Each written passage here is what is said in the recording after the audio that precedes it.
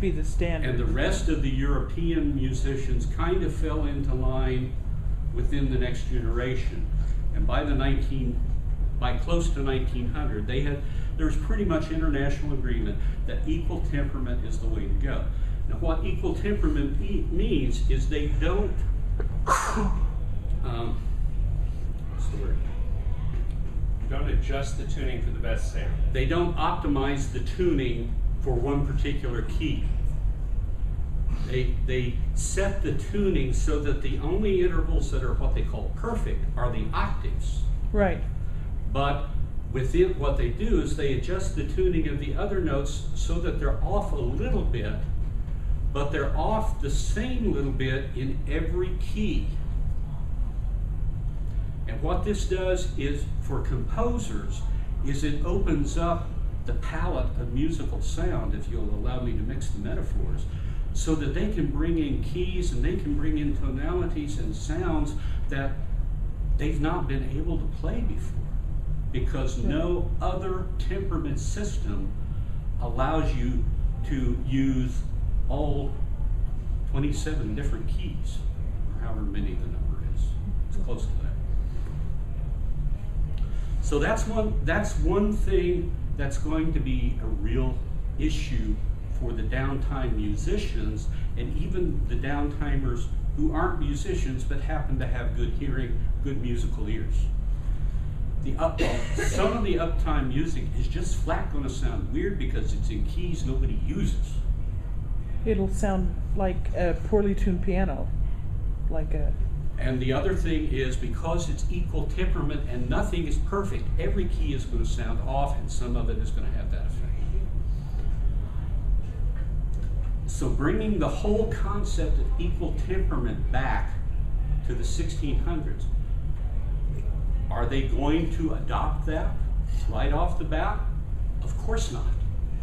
They're going to argue about it for 500 years. Yeah, there's going to be more arguments. There's going to be more flame wars. There are going to be some musicians who land on the side of the Uptimer Music Authority, and there's going to be some musicians who reject it because we didn't think of it, or because I have so much invested in this other method that I've been promoting for my entire professional career that I can't back down now.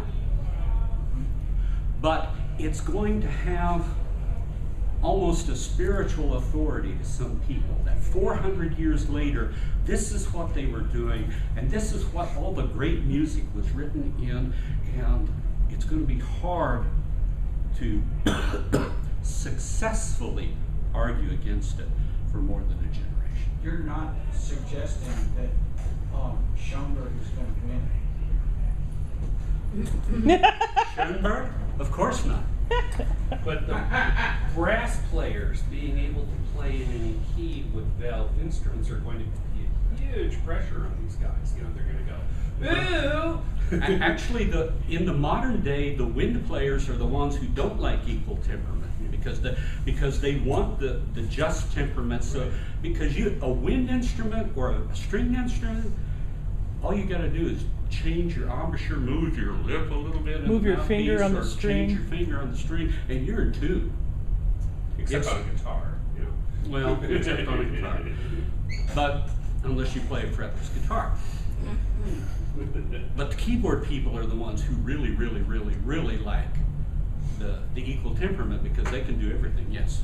Normally, you're speaking about the music professionals of the era. Well, there aren't very many The listening amateurs. Is this an issue with them? Do they also have this hearing things as being off because they're not used to it? They will, the ones who have musically sensitive ears, they will recognize the difference, but they won't know what many of them will not know what the difference is from. They'll just know it sounds weird. Okay. And I have more on that thought in a minute. So temperament, that's one thing that's coming back. That's one thing. Rock in the middle of the pond and ripples are going to go out like crazy.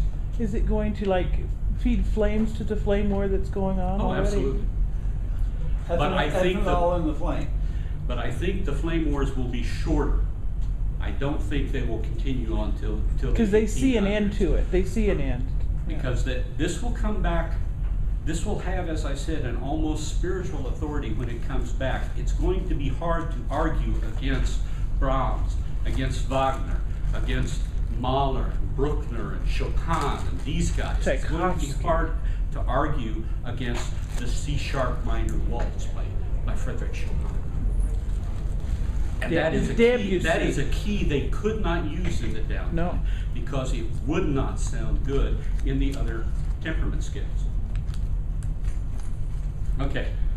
Second thing, before I get into the music. Second thing,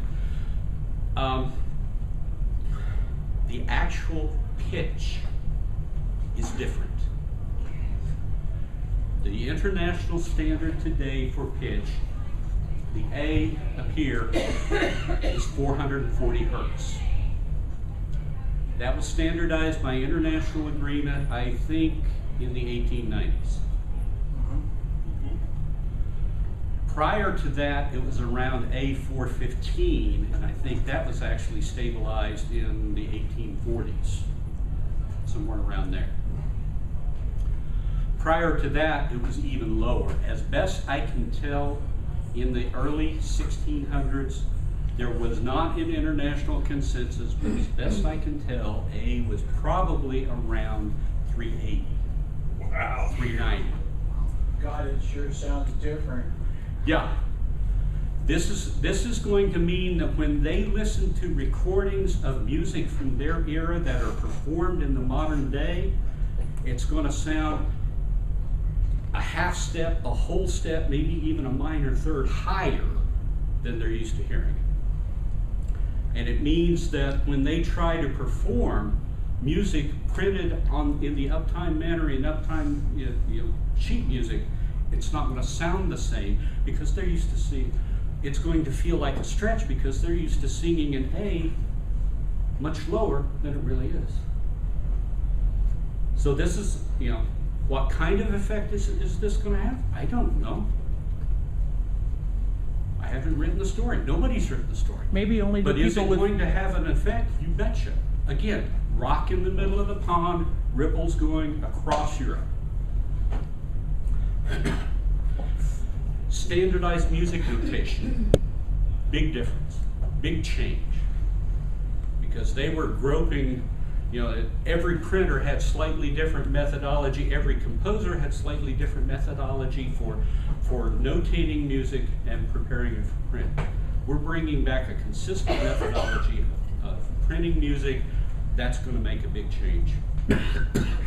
They were like using lines and notes, though, weren't they? They were. Yeah. But standardizing the symbols, standardizing the staff and the treatment of notes and measures and so on will have a long-term effect on music. Yeah. Again, how quickly will they be adopted? I don't know. But it will have, and they may eventually settle on a slightly different standard. They don't necessarily have to totally adopt the uptime standard 100%, everybody fall into lockstep behind it and move forward. There may be flame wars about notation.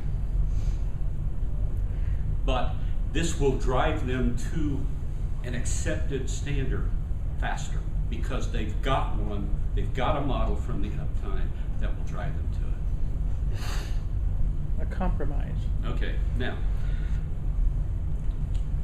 before I start on the actual music, this is not the Renaissance. This is the early Baroque era. Johann Sebastian Bach is late Baroque. He was born in 1685. We are 50 years before that. To these people, Johann Sebastian Bach would sound like Dave Brubeck. The Blue, Dave Brubeck. the Blue Man Group. The Yeah. He would be Experimental considered, jazz. he would be considered very avant-garde to the people of 1632. Even to the professional musicians and the highly cultured nobility and church prelates, he would be considered very avant-garde. Who, So you have to change to a different mindset. When you want to think about writing music in this story time frame, you have to bring your mind back to a totally different mindset as to what music sounded like then. Because music, unlike technology is very fact-oriented. It either works or it doesn't. It either uses this or it doesn't. Or it uses this instead of this, but it still works. Music is totally different. Music, perception of music is very emotional, and there's a very big psychological component to it. The fact that we listen to something we consider to be very plain vanilla music does not at all mean that somebody from another culture would have that same reaction when they heard that piece of music. If you took somebody from, let's say you could pick up somebody from Micronesia in 1912, and you could pick him up in your transporter, and you could drop him in a music hall in New York City in 1912, when they're in the middle of doing a Jerome Kern show. What do you think his reaction is going to be? Probably gonna run the hell out of the theater. Yeah. You know, It'll be what frightening. is this? What am I hearing? This is noise. This is noise. This is not music like we do it back on the island.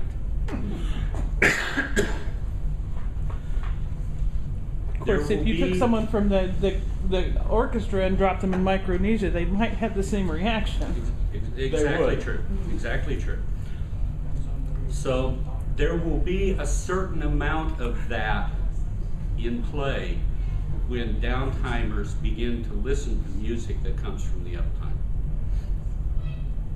There is not a wealth of sheet music Great. in Grantville. I mean, there is some.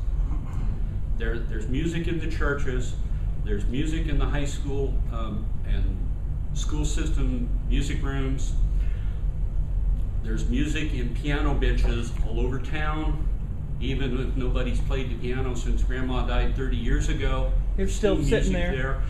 But in comparison to the wealth of music that exists today, the subset of printed music that's actually in Grantville is going to be relatively small. So it's going to be difficult to justify anything really out there musically, somebody finding a piece of the sheet music. There are, however, recordings, and depending, what kind of music you want to find, you might be able to justify somebody having a record of something. And it is, particularly in that time frame, it was a valued musical skill among musicians to be able to listen to something and write it down, notate it on paper. For example, Mozart is always an extreme case to compare to anything musically, but he was, I believe it was, I think it was the Monteverdi Vespers that he went, nobody had ever written it down. No, I mean, the choir sang it, but it was not available in music anywhere. You learned it, but from singing with the choir, they just Well, taught either it. that or they had copies that never left the church, and you were shot if you tried to leave with it. Right. But the actual physical music for the thing was not publicly available in any way,